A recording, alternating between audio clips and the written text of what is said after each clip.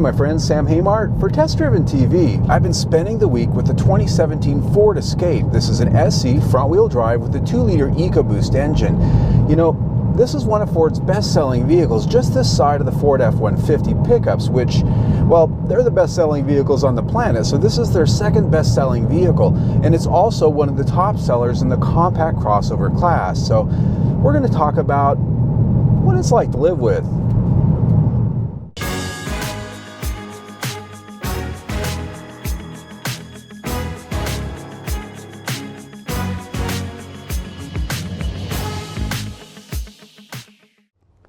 Now, before we get too far into the driving, I want to talk about styling just a little because this was redesigned for 2017. As you can see, it has an all-new face from what you might recognize out there.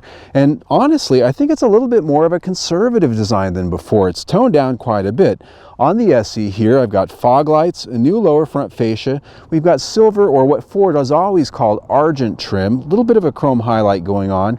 Here, even though we are on the mid-level and a pretty well-optioned vehicle, I've got halogen projector headlights, not the LEDs like some of the competitors are now offering, but what is here, 18-inch alloy wheels, a little bit of an upgrade from the standard 17-inch wheel. As we come down the side here and around to the back, you can see that there's also a little bit of redesign that's gone on here too, primarily here on these new taillights. They're LED taillights, but there are still halogen bulbs here in the backup as well as a turn signal. I like the fact that down here we still have dual exhaust outlets that really sort of portray that performance image that goes along with this EcoBoost engine. If you're sitting here behind the wheel, the first thing you're going to notice is that you really do sit up on top of this vehicle as far as your visuals are concerned.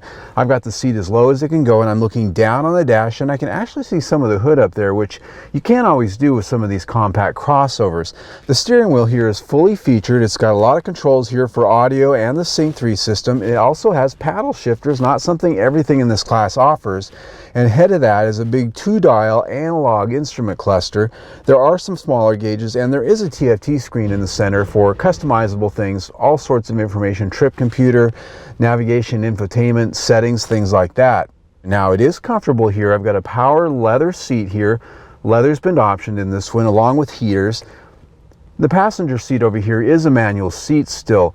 The one thing I would say about the material here is that the leather, it's kind of a Ford leather, which to me always feels kind of like plastic, especially here with the steering wheel, leather wrap wheel as well. Feels a little bit like plastic, and that gets us to the materials in here. Material quality here and there, a lot of soft touch materials here and there, which are nice, but right next to it, cheaper materials, not so good. The other thing in here that really ties into that is the fit and finish. Some of the fit and finish in here is a little bit awkward. There's panel gaps here and there that are thin, then big and thin, depending on where you go along that line. And some of the pieces, as you look out across the dash, don't quite fit as well as they should. So that's something that maybe just has to do with this car, but if you're looking at this vehicle and that really matters to you, I'd recommend probably just having a good look at the one maybe you're thinking of buying. The interior is also well laid out with lots of storage here. There's a big bin up here for your phone. There's also a bin here in the back for your phone, so a friend can tag along with their phone or other things. Cup holders here.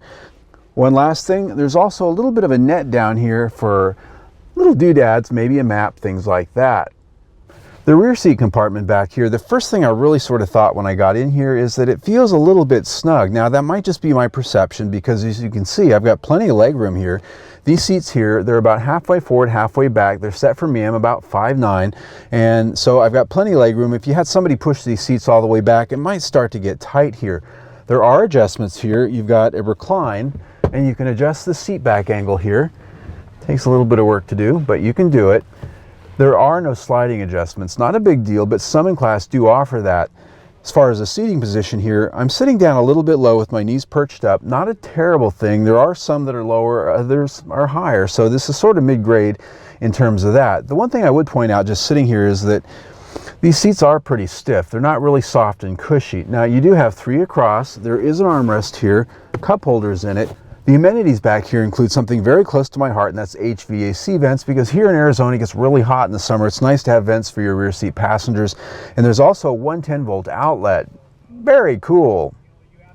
Now these seats, of course, they do fold down in a 60-40 split for a near flat low floor. And the best part is you've got a spare tire underneath that deck back there, which is very important, I think, for an SUV or crossover because, well, you're more likely to go out in nature where you could cut a tire open, and if you've only got an inflator, that's not going to help you.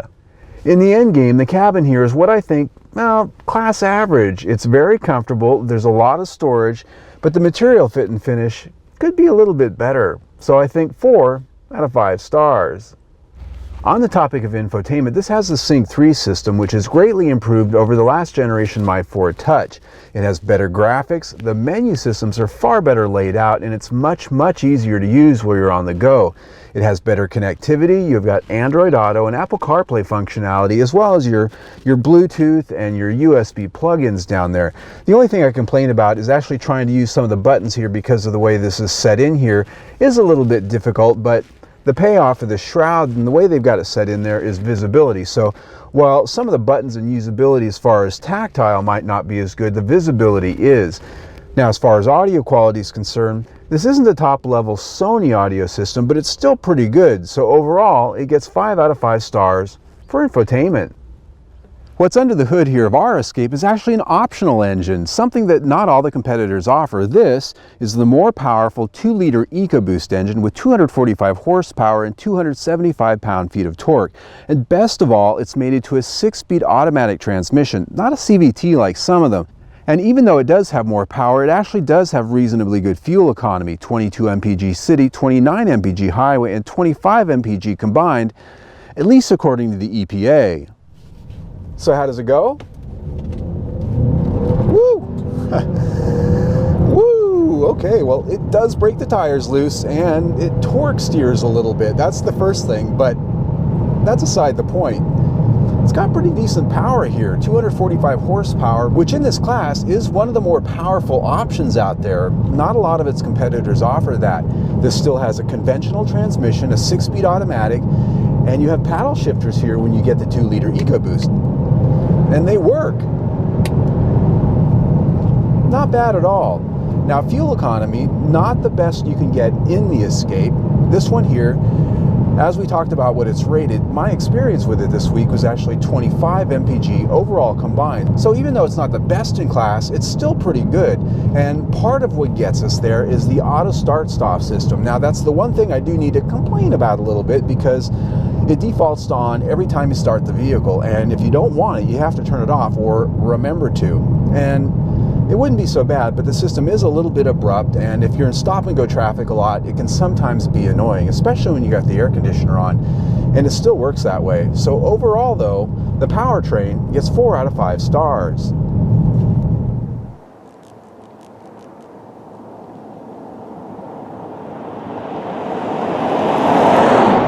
On the topic of ride and handling, the first thing that hit me when I got into this is that it's got a nice supple ride. It's not too stiff, it's not too soft, and it's actually a pretty quiet ride too, especially here on this road, which is pretty noisy usually. It's nice and quiet, but I just like the way it's tuned. The steering is nicely weighted, and with the suspension and these larger 18-inch wheels, it actually feels a little bit sporting when you put it into a curve, and that's a good thing, especially if you order up the extra power of this 2-liter EcoBoost. But the overall feel of it's just a nice quality feel, at least here on the pavement.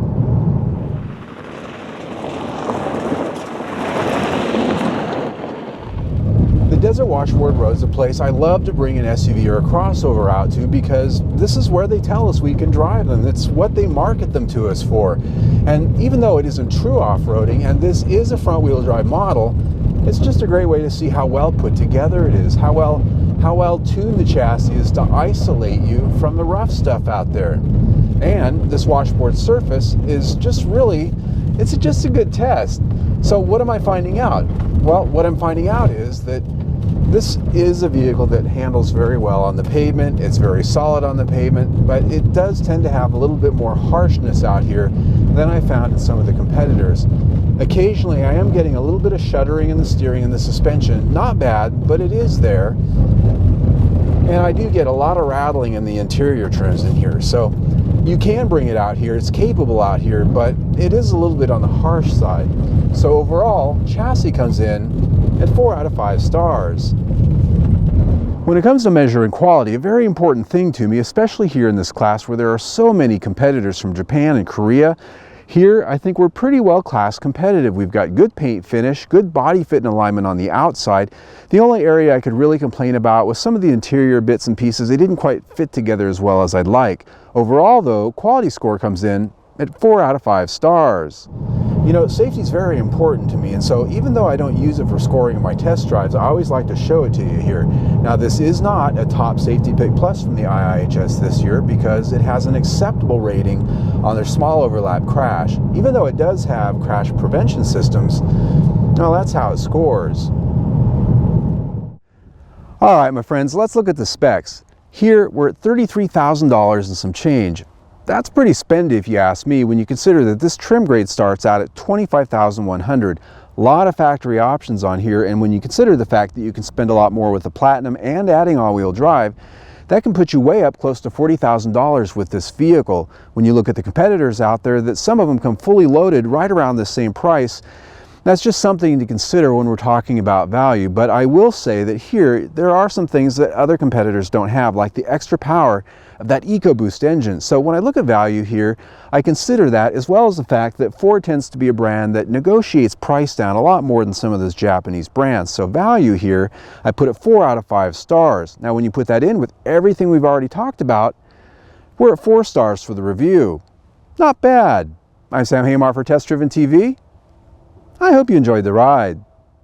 Well, my friends, if you like the test drive you just saw, click on the big round logo right there and subscribe to our YouTube channel. You can also see some more test drives, our latest test drive playlist, right there, the big square. By the way, stay tuned.